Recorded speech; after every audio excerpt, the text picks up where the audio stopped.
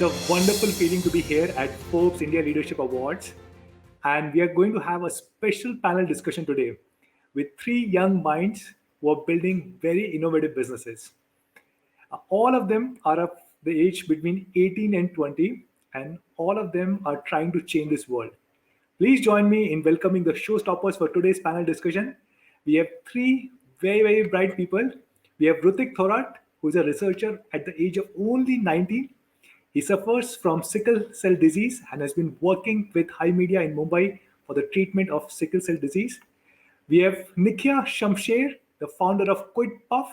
She's only 18-year-old. She's based out of Bangalore, and she's been making some breakthrough innovation. Her invention, QuitPuff, is a salivary diagnostic test for early detection of oral cancer. And we have Akarsh Shroff, the co-founder of Grey Knight.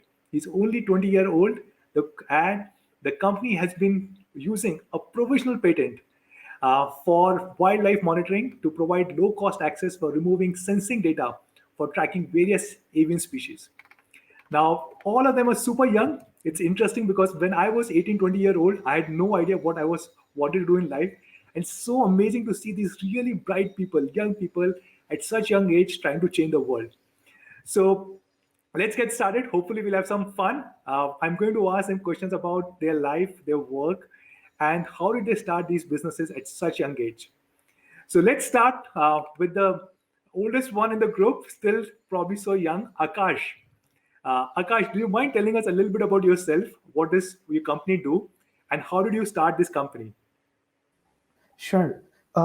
So basically, I think my journey with entrepreneurship actually started with when I founded my own nonprofit. So I founded my own nonprofit as a 17-year-old in high school, and over the course of the last 30 months or so, the my nonprofit has grown from being just a 2-member organization to having about 500 plus volunteers and 1,200 plus donors, and has raised about 19.5 lakh rupees and impacted 5,000 children. So that was actually my first introduction to some kind of leadership and organizational management and how I can actually manage teams. And those were some of the learnings I got between the age of 17 to 19 by running my nonprofit. And as a 19-year-old, I decided to take the plunge into entrepreneurship when I started my space tech company, Grey Knight, which is building a constellation of femtosatellites to improve the quality of analytics for wildlife monitoring. So I started off my company with support from my university, BITS Pilani, and with a pre-seed round in 2020, early 2020, I founded the company along with a friend of mine from Bangalore. That's a brief about how we started. Understood. Very inspiring. We'll come back to you very quickly. But next in line, we have Rutik Thorat, 19-year-old, working in Mumbai and making huge improvements with respect to treatment of sickle cell anemia. So, Rutik, tell us a little bit about yourself and tell us about the research work that you're doing. I'm Rutik. I'm Rutik Thorat. What interested me to get into healthcare was, myself. I mean, I was observing people getting diagnosed with genetic mutations and or cancer of one sort of another. So it was something very personal experience for me to get started. So I started at the age of 11. I started reading about sickle cell anemia because I was affected by it. And along the way, I have developed now a therapy for it. So I'm currently working on my biopharma startup in which it is in preclinical development phase. We have 2 different drug therapy, one for sickle cell anemia and the second for COVID-19. We recently discovered that the drug which works for COVID-19 also works for some types of cancer. So now we are using a recombinant therapeutic protein to act as immune-mediated approach against COVID, and which will result in increasing immunity of the patient and fight the disease. So yeah, now we are looking for some more investment to get into clinical trials and do some studies. Yeah. And it's so inspiring and motivating. I can't even imagine how tough it must have been for you personally during this journey. Really, really inspiring. Now we go to the youngest amongst the three, Nikhiya Shamsher, the co-founder of QuitPuff. She's just 18-year-old, 18-year-old, and she has found a unique diagnostic test for early risk detection for oral cancer. So, Nikhiya, tell us a little bit about yourself and about your startup, and how did you got an inspiration for this, and when did you start this startup? Hi, so I'm Nikhiya Shamsher, and basically, QuitPuff is a very, very easy, simple home-based test that you can do yourself that tells you your risk of developing oral precancer or cancer. So the reason I came up with this test is because the mortality rate because of oral cancer in India is extremely high, and that's because a lot of people in rural areas are continuing to smoke a lot and chew a lot of tobacco. Half because they don't know that these substances are very harmful, and half because of the amount of stress they undergo. And so, because they continue these bad habits, their mortality rate is very, very high. And what is another huge issue is that they get diagnosed way too late. If you get diagnosed in stage one, there's still a very good chance of survival. There's a lot of treatments you can undergo, but in stage three, your chance of survival drop down a lot. And treatments are also there aren't many, and they're very expensive too. So a lot of people can't afford those treatments. So QuitPuff is supposed to show you that your risk of developing oral precancer or cancer is very high or is medium, and it's supposed to push you to go to a hospital immediately, or at least stop the bad behavior of smoking or chewing tobacco. So that's the whole aim of QuitPuff. And the reason I came up with it is about 4 years ago, I was part of this group called Compassionate Clowns, where we dressed up as clowns, we dressed up all funny, and we went to pediatric wards to cheer up the kids then, to just make them laugh a little bit more. And during one of those visits, while I was leaving, I came across this man who had half his jaw surgically removed. And I spoke to the nurse then. She mentioned that he was diagnosed with late stage oral cancer. And because of this, him and his whole family were under a lot of emotional, a lot of physical, and a lot of financial stress. But he was still considered one of the very few lucky ones because most people didn't survive his diagnosis. So that's what got me thinking as to why was he diagnosed so late.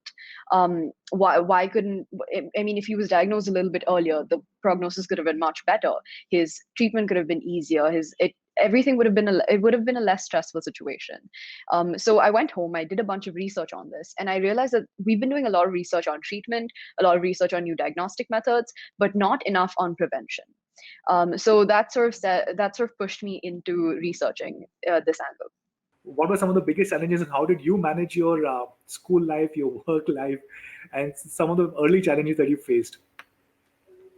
Yep. I mean, I think for me, one of the biggest challenges was actually trying to find that balance, because there was one time when I was barely making it through college, and barely getting done with my courses, because I was parallelly, I was the CEO of a startup, I was the founder of a nonprofit, I was a research assistant at IIM Bangalore, and I'm a computer science student at BITS Pilani. So juggling between all of this and actually managing college life, doing pretty or getting good grades in at college, and trying to ensure that my investors in my startup are happy, the donors for my nonprofit are happy, and I need to also impress my professor at IIM Bangalore because I was his research assistant. So that was probably one of the most challenging times for me initially. I wasn't able to do a very good job with my academics, at least in late 2019, when all of this was in its early phase. It took me a while for everything to actually fall in place and for me to find the right rapport so that I can actually get good grades, manage my social life, because I think that also took a hit in early 2020. So finding the right balance between my academics, my social life, my nonprofit, and my startup was one of the major challenges. But I think that's something that was a learning experience that I'll definitely cherish for the rest of my life, because it was a good learning experience, and I definitely got to meet a lot of people, get better at a lot of things. And before I started my venture, I was somebody with severe social anxiety. Like, I was somebody who couldn't look at somebody else's face and speak. I usually used to look away even when I had to speak to somebody.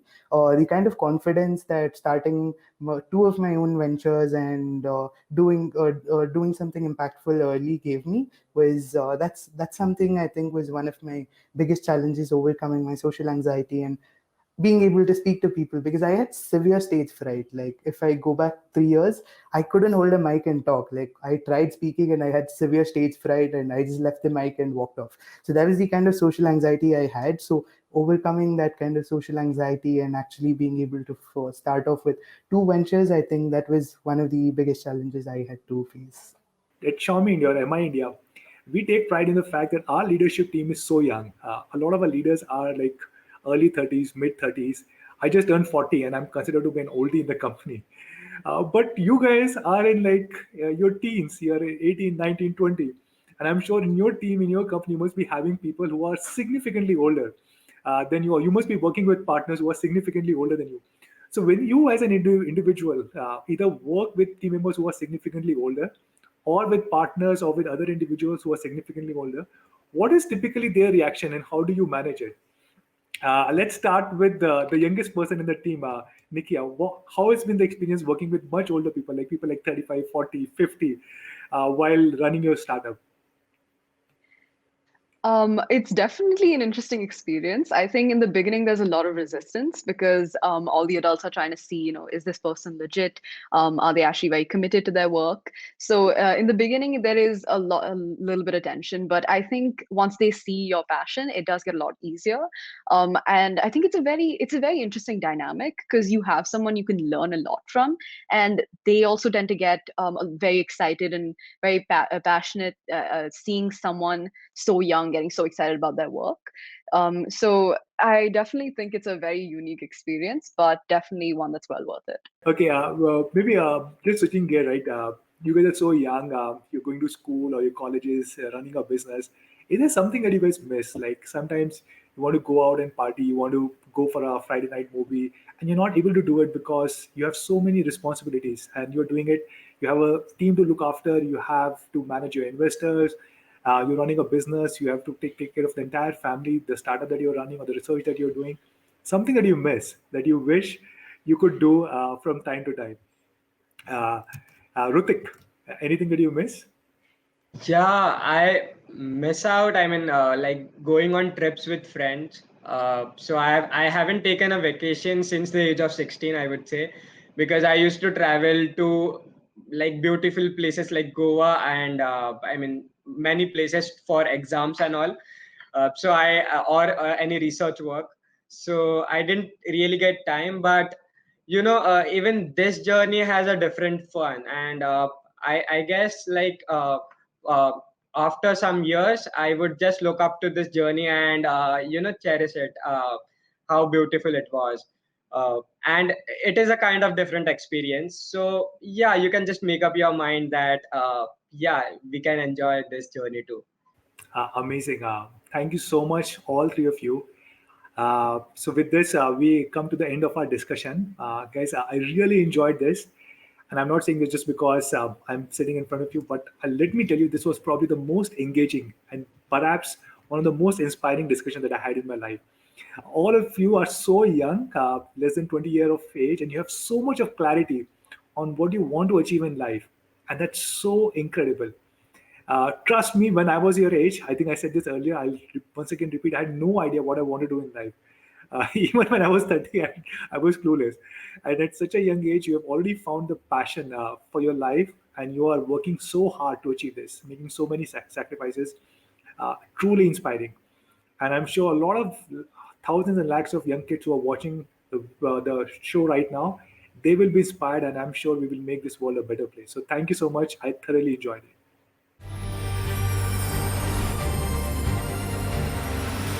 Forbes India Leadership Awards 2020-21.